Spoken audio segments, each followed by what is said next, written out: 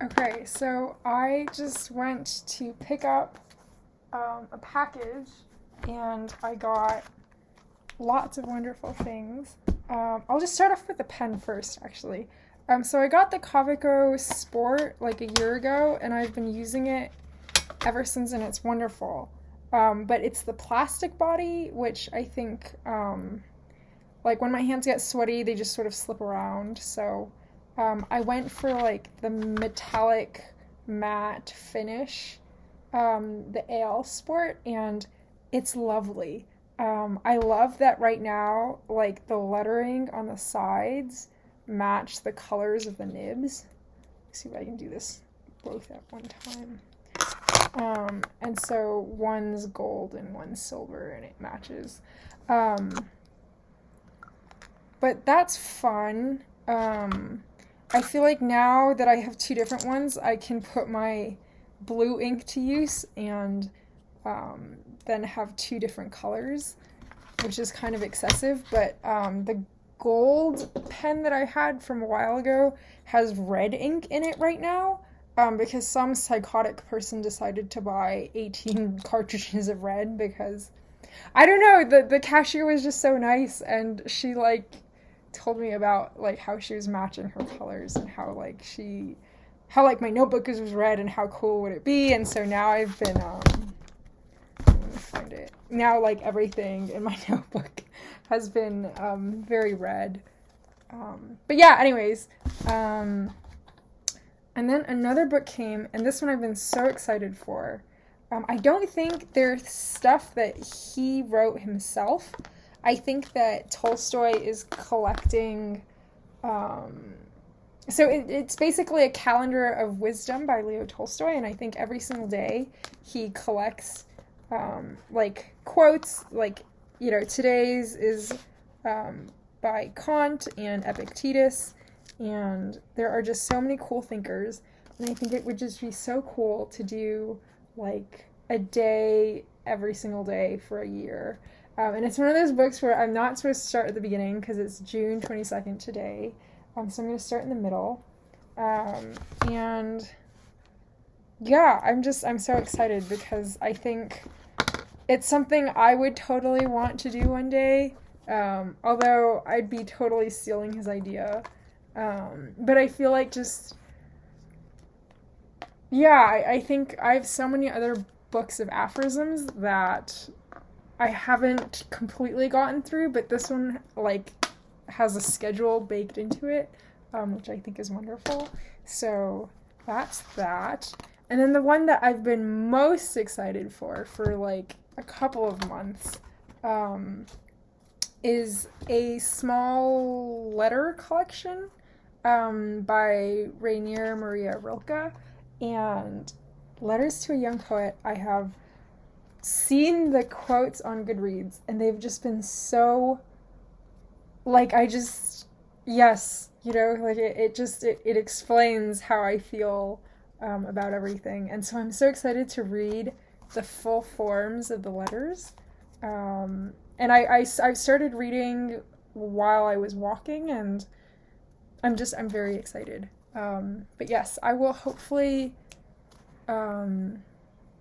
come back and sort of go through all of the things that I saw that I liked. I think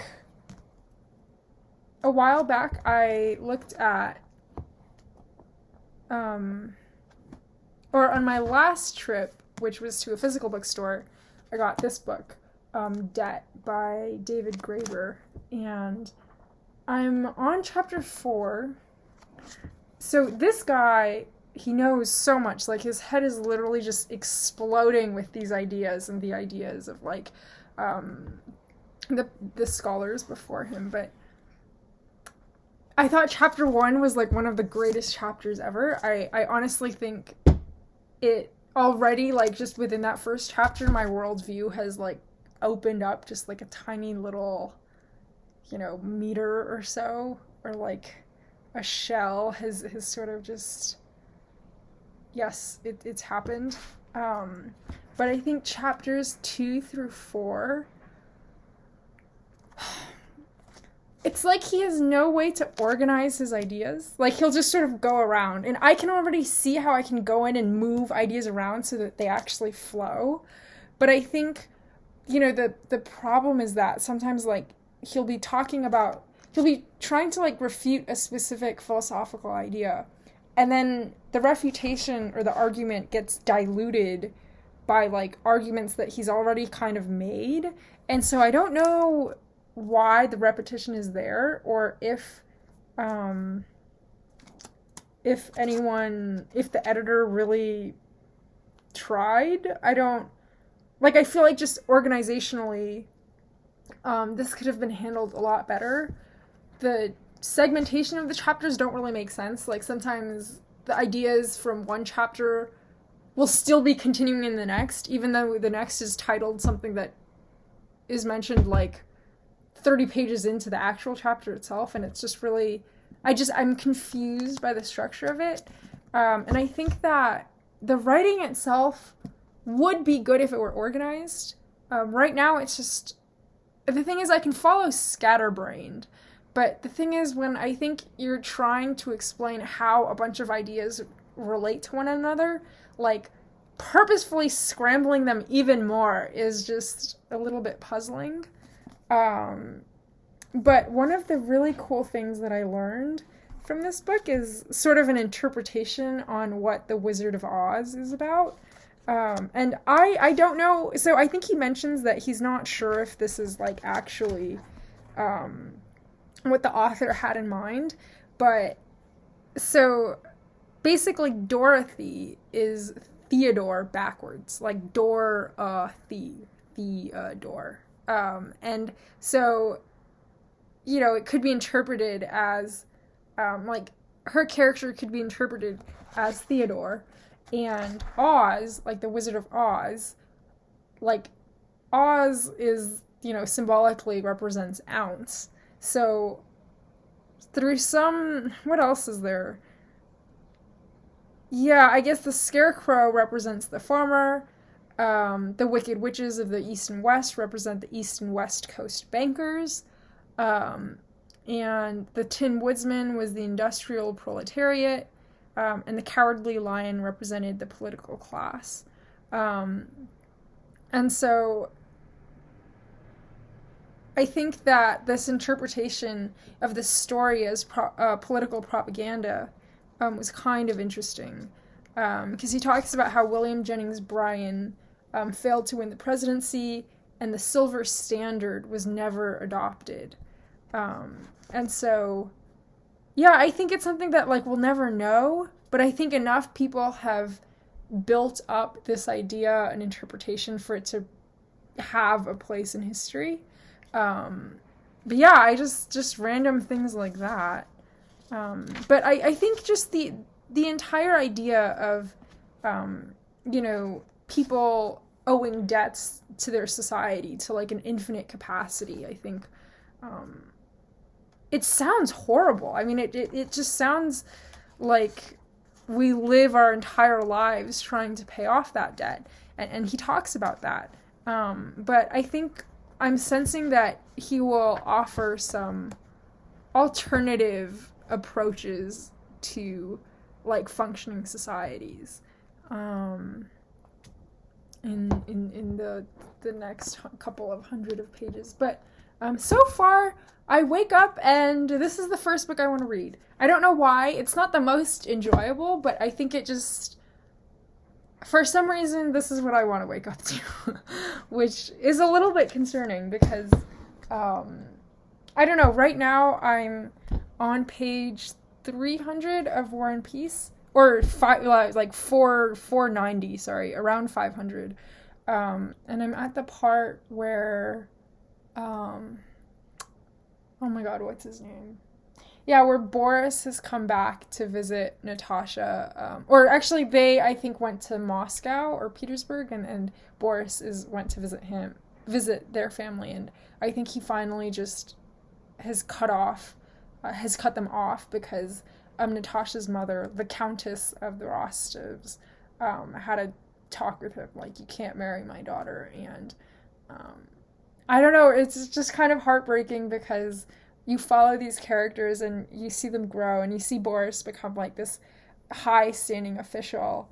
And you know that things are going to change, but I think when they were kids, you sort of see how fond they were of each other, and now Boris is like concerned with his social standing and what that would imply, and how she would drag him down, and it's just, oh, it just feels like such a contamination of such a nice friendship that we watched from the beginning. But I think watching Pierre sort of find his place in the Freemasonry like schema is kind of, I don't know, I sort of like, every time I read about like the disciples and the gods and like, reinventing yourself and doing good, it's kind of annoying, but I think I see Pierre as just like a very pure mind. Like, he obviously has really dark thoughts sometimes, but I think like the fact that he's aware of them and is constantly trying to like change himself, and sort of like he's like praying for himself to not have these thoughts and to look upon certain people kindly, and I think that's something that I really appreciate in his character, and I think his friendship with Andrei Bolkonsky is also very comforting. I don't know, like, it's not super exciting. Like, I feel like modern day relationships, there's like more drama, but I feel like, I'm left, there is this one scene where I think both of their servants or whatever, their footmen, drove them off into like some cabin or something, and for like the longest time they didn't leave their actual carriage or wherever they were sitting, because they were so into the conversation that they were having, and everyone who was working for both of them were just really confused what they were doing and like why they kept on talking, and I think that is really nice, because like Andrei Bolkonsky was in such a weird mood after his wife died, and it's weird. I sort of fluctuate on how I feel about Bolkonsky. Like, right now, like, I sort of hated him at first because he was just so condescending to his wife. And then during the war, I was like, okay, he's like looking at the sky, and suddenly he has like this epiphany, and then I'm just like, okay, I can tolerate him a little bit more. But then I think when his wife dies, oh, my heart just felt for, like, I remember just closing my book that night and being like, I have to go to bed. Like, this is too sad. I don't want to continue. Like, I just want to revel in this sadness for a little bit before I come back to the book the next day. So I think then he sort of went into this mood of like not caring about anything, and I feel like I am in that's where I am in life right now, and so I really appreciated that. Like, I have no bookmarks in the book except for the notes at the end, but I bookmarked the part where Bolkonsky goes off on a rant about why nothing matters, and I think that sort of his interactions with Pierre has sort of imbued him with this sense of like duty to his society, and that there's more to the world, and that he should concern himself with these things, and it's nice to see him sort of like wake up to the world. But now so after that he went to like the capital or something, and then he met this other scholar, and they're just like the two most pretentious assholes of Russia. Like, they just think that they know everything. And I mean, I think it's hard for me to judge, but I mean, okay, it's the way Tolstoy writes them, right? Like, he explicitly states that they're sort of like in this exclusive reasoning is everything, and just have faith in rationale. And I think that I don't know, I guess it's kind of ominous, because one of the footnotes sort of talks about how one of the other scholar, I forget his name, starts with an S, but how he sort of like gets removed, his position is removed, even though he had these deep radical ideas.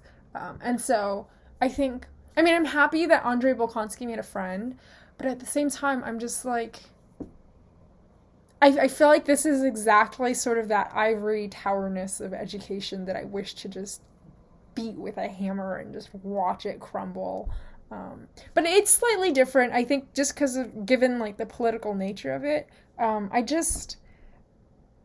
think that yeah, I fluctuate when it comes to Bolkonsky. Like I'm sometimes like annoyed and sometimes really appreciative that there's sort of like this quiet, pensive character who, you know, isn't really concerned with how he fits in. He just sort of is there, and he's sort of like this prestigious character who people view of really highly, even though I don't really know what it is that he does that's, you know, notable or spectacular or anything.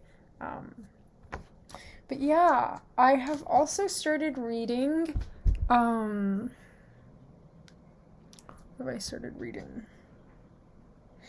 Oh, I think I've started Drive Your Plow Over the Bones, and it's hard for me to pick up right now because War and Peace is picking up, and so every day I just want to read about my little Russians, and but I will come back to Olga.